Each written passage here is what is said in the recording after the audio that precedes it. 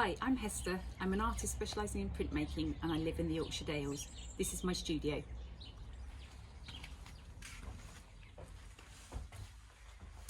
I specialise in collagraph printmaking and that needs a press. So this is my etching press that I've had for 25 years. And I have a little one here which I use for teaching workshops. I like my studio to be an inspiring space, so I have lots of objects that I found when I've been out running. I've got bits of bone, eggshells, they're all natural objects, and I find that they remind me of the things that I've seen and will often inspire a new piece of work. Most of my printmaking is inspired by the natural landscape and the wildlife I see when I'm out walking or running.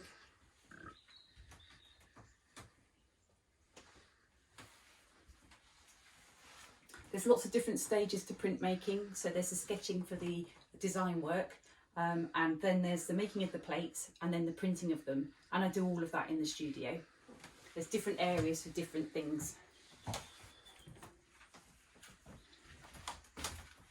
Over here is where I keep all the stuff that I use for making the printing plates, and I also keep the inks for printing them.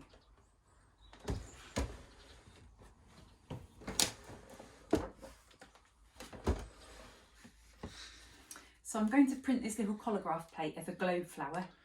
It's made from cardboard and I've used gesso and wood glue to make the different textures.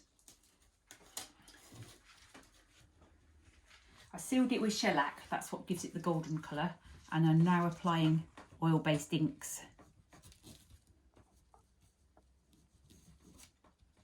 I tend to put it on with my fingers because it helps me feel all the indentations of the plate. And also it stops me damaging the plate because they're quite delicate because they're made from collage materials.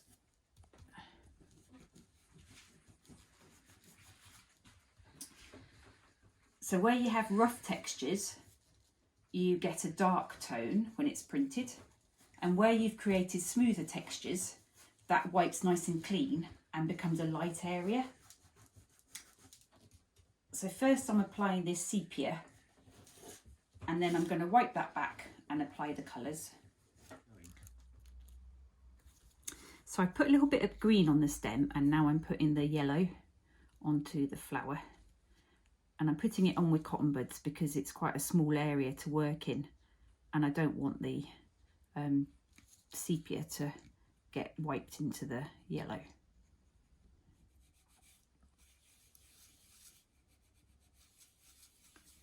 So just finishing wiping the flower with a little bit of tissue, and that should be enough, I think. It's ready to print. I've had a piece of paper soaking in between this plastic. Oops. And then I just need a bit of blotting paper to take the excess off. And damp paper makes it nice and soft, so it gets pushed into the indentations of the plate better.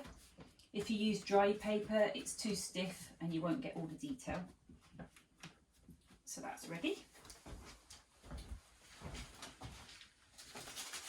So on the press, put down a piece of tissue to protect the press bed, and then I'll carefully carry over my printing plate.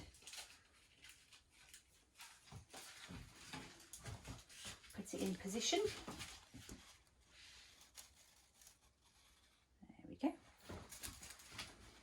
And now I'm going to lay my bit of paper over the top.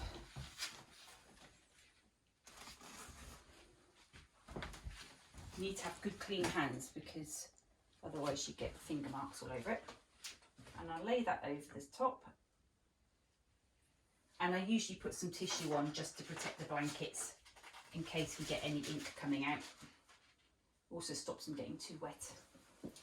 Put the blankets over the top. These are wool blankets and help squash the paper into the indentations of the plate. And then we wind it through.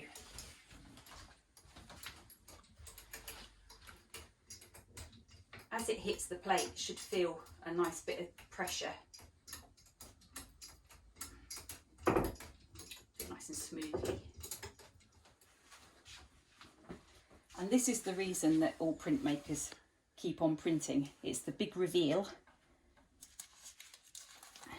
So I take off my tissue paper, and you can see how it's embossed on the back from all that pressure. And then peel up a corner. Should be able to see. And there we have it. So here we have a collagraph plate printed a la poupée in colour and printed on an etching press.